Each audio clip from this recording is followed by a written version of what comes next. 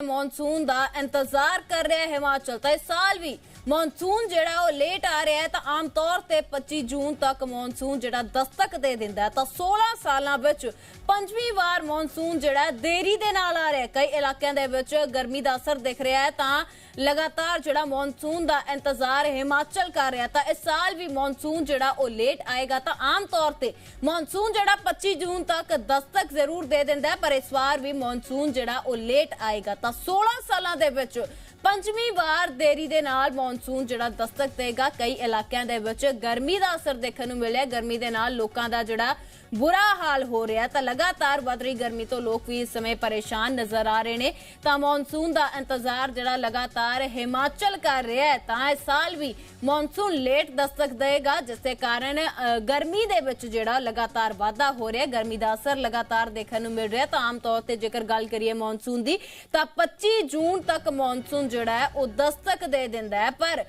16 ਸਾਲਾਂ ਦੇ ਵਿੱਚ ਪੰਜਵੀਂ ਵਾਰ ਇਹ ਮੌਨਸੂਨ ਜਿਹੜਾ ਦੇਰੀ ਦੇ ਨਾਲ ਆ ਰਿਹਾ। ਕਈ ਇਲਾਕਿਆਂ ਦੇ ਵਿੱਚ ਇਸ ਵੇਲੇ ਜਿਹੜਾ ਗਰਮੀ ਦਾ ਅਸਰ ਹੈ ਉਹ ਵੀ ਦੇਖਣ ਨੂੰ ਮਿਲ ਰਿਹਾ ਹੈ।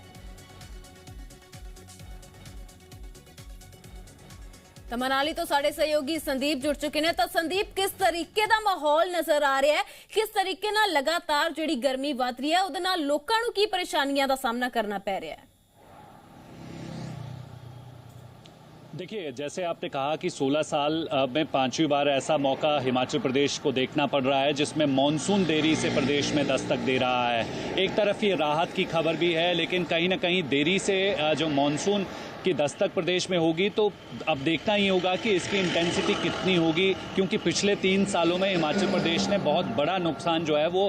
मॉनसून के पहुंचते और मॉनसून के दौरान और मॉनसून के जाते जाते देखा है। यही वजह है कि 20,000 करोड़ से ज़्यादा का नुकसान जो है हिमाचल प्रदेश में हो चुका है। लेकिन इस वक्त सबसे बड़ी चिंता की बात यह है कि इस वक्त मनाली का मैक्सिमम टेम्परेचर जो है वो 27 डिग्री सेल्सियस है, लेकिन लाहौल स्पीति जो कि साल भर लगभग 6 महीने जो है वो बर्फ़ की कैद में रहता है, टेम्परेचर सबसे ठंडा होता है, लेकिन वहाँ पर जो है वो अब गर्मियाँ ज़बरदस्त तरीके से पड़ना शुरू हो चुकी है। ताबो में टेम्परेचर जो है वो पिछले 24 घंटों में 31 डिग्री सेल्सियस जो है वो रिकॉर्ड किया गया है। केलोंग की अगर मैं बात करूं, कोकुम सेरी की अगर मैं बात करूं तो 27 से 29 डिग्री सेल्सियस के आसपास टेम्परेचर वहां पर रिकॉर्ड किया गया है। अब इसका इफेक्ट क्या है? तीखी धूप देखने को मिल रही है, लेकिन तीखी धूप में जो है वो फ्लैश फ्लड की स्थिति वहां पर जो है कई सारी लोकेशंस में नालों में देखने को मिल रही है। पिछले कल जिस्पा जो कि मनाली लेह नेशनल हाईवे के बीच जो है लाहौल स्पीति का एक ऐसा डेस्टिनेशन है जहां पर अचानक बाढ़ आ जाती है, वो भी बिल्कुल साफ मौसम में। उसके बाद यातायात प्रभावित होता है और अब भी कुछ स्थिति जो है लगातार ऐसी ही बनी हुई है। दूसरी तरफ अगर मैं बात करूं तो उदयपुर की तरफ जाने वाले हाईवे पे जो है वो जालमा नाले में जो है अचानक बाढ़ आ जाती है और इस वक्त लगभग 100 से ज्यादा सैलानी जो हैं वो उदयपुर की तरफ थे जो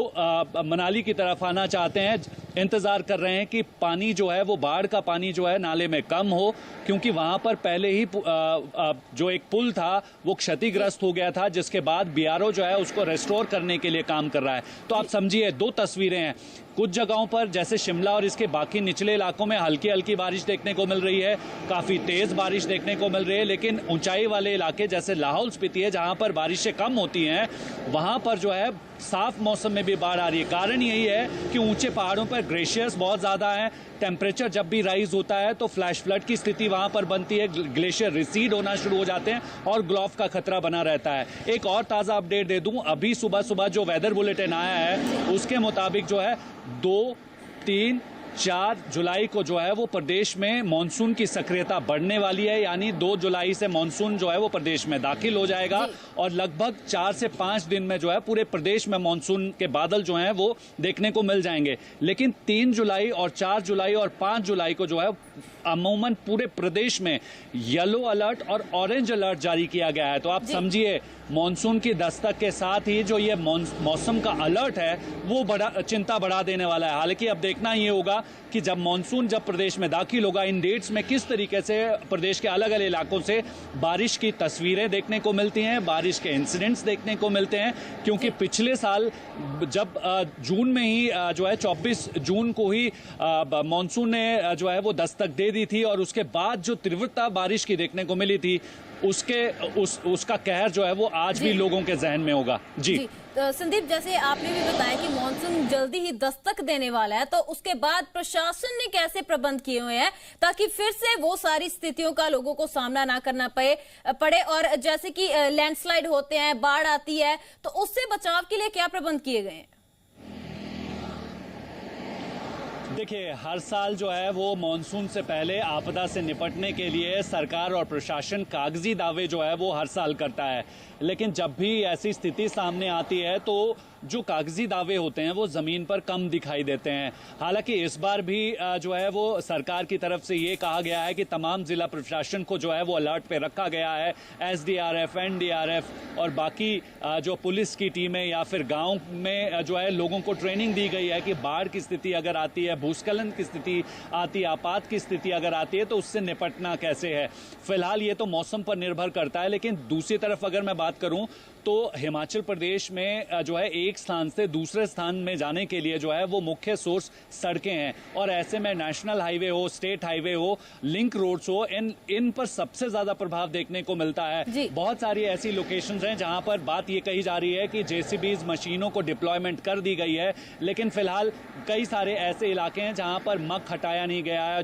कुछ इसी तरीके से नदी वाले इलाके हैं जहां पर बेरोक टोक जो है वो इलीगल माइनिंग चल रही है, नदी को छल्ली कर दिया गया है, क्योंकि इसके बाद होगा क्या, जब भी व्यास नदी में पानी का जलस्तर बढ़ेगा तो ये छल्ली होने की वजह से जो है नदी का जो कोर्स है वो कभी भी पलट सकता है। अगर उस तरफ जाए तो उस तरफ के एरिया को नुकसान करेगा, मेरी तरफ को इस साइड को आए तो हाईवे को नुकसान करेगा। कुछ यही पिछले सालों में देखने को मिल रहा है। तो लगभग कई सारे ऐसे इलाके हैं जहां पर अब भी प्रशासन को जो है मुस्तैद तरीके से तैयारी करने की जरूरत है, क्योंकि कई सारे ऐसे आइडेंटिफाइड इलाके हैं जहां पर हर बार लैंडस्लाइड आता है, हर बार फ्लैश फ्लड आता है। तो ऐसे इलाकों में कोई फंस ना जाए,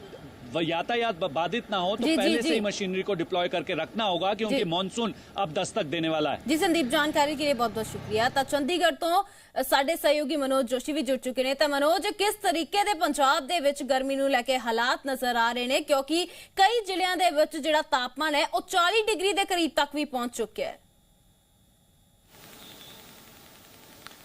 बिल्कुल, देखो आप जो गल करिए तो मॉनसून जिहड़ा हैगा उहदा समा हैगा, मॉनसून जिहड़ा हैगा उस समय तो तकरीबन 7 दिन लेट हैगा आ, ते 25, 24, 23 ਇਹ 23, 24, 25 ਦੇ ਇਹ ਉਹ ਦਿਨ ਹੁੰਦੇ ਆ ਜੂਨ ਦੇ ਜਿਹਦੇ ਵਿੱਚ ਮੌਨਸੂਨ ਐਕਟਿਵ ਹੁੰਦਾ। ਪਹਿਲਾਂ ਪ੍ਰੀ ਮੌਨਸੂਨ ਜਿਹੜੇ ਸ਼ਾਵਰਸ ਆ ਜਾਂਦੇ ਨੇ, ਫਿਰ ਪ੍ਰੀ ਮੌਨਸੂਨ ਹੁੰਦੀ ਹੈ, ਫਿਰ ਮੌਨਸੂਨ ਦੀ ਸ਼ੁਰੂਆਤ ਜਿਹੜੀ ਹੈਗੀ ਉਹ ਸ਼ੁਰੂ ਹੋ ਜਾਂਦੀ ਹੈਗੀ ਹੈ। ਪਰ ਇਸ ਵੱਲ ਜਿਹੜੀਆਂ ਪ੍ਰੀ ਮੌਨਸੂਨ ਸ਼ਾਵਰਸ ਜਿਹੜੀਆਂ ਸੀਗੀਆਂ ਉਹ